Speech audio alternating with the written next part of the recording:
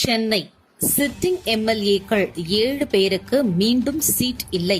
ஸ்டாலினுக்கு போன ரிப்போர்ட். தமிழ்நாட்டில் உள்ள 234 சட்டப்பேரவை தொகுதிகளை 72 மாவட்டங்களாக பிரித்து திமுக தலைமை தற்பொழுதிலிருந்தே தேர்தல் வேலைகளை தொடங்கிவிட்டது.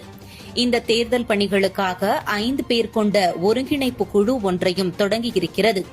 உதயநிதி ஸ்டாலின், ஏவ வேலு, தங்கம் தென்னரசு, RS பாரதி, KN நேரு ஆகிய 5 பேரும் சட்டப்பேரவை வேட்பாளர்களை தேர்வு செய்வார்கள். இந்த தேர்வு பட்டியல் சென்னையில் இருந்தே ஆரம்பமாகிறது. சென்னை மாவட்டத்தை பொறுத்தவரை 16 சட்டமன்ற இடங்கள் உள்ளது. மதுரவாயிலில் இருந்து தாம்பரம் வரை சேர்த்தால் மொத்தம் 23 இடங்கள் வரும்.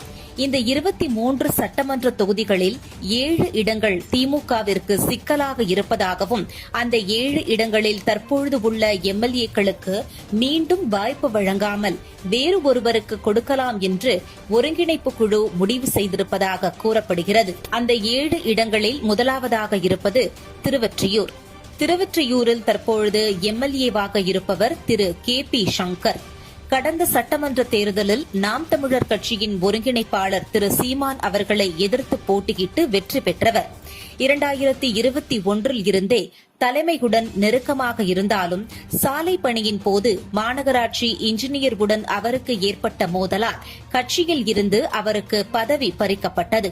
மேலும் கவுன்சிலர் உடன் அவர் மோதும் வீடியோக்களும் வெளியாகி பரபரப்பை ஏற்படுத்திய நிலையில் திமுக மீண்டும் அவருக்கு சீட் கொடுப்பதை விரும்பவில்லை எனவும் வேறு ஒருவருக்கு வாய்ப்பு தரலாம் என்று முடிவு செய்திருப்பதாக கூறப்படுகிறது. 2வது இடம் RK நகர்.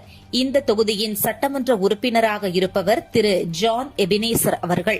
மக்களை சந்திப்பதிலும் களத்தில் வேலை செய்தாலும் 2023 துப்புரவு தொழிலாளரை வெறும் கையால் கழிவு நீரை எடுக்கச் சொன்னது பெரும் பேசுபொருளாக மாறியது.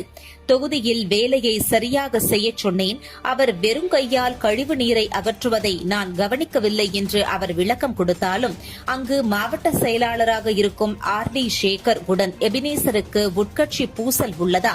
இந்த முறை எபினேசருக்கு வாய்ப்பு வழங்கப்படாது என்றும் கூறப்படுகிறது. 3வதாக இருக்கும் தொகுதி திருவிக நகர்.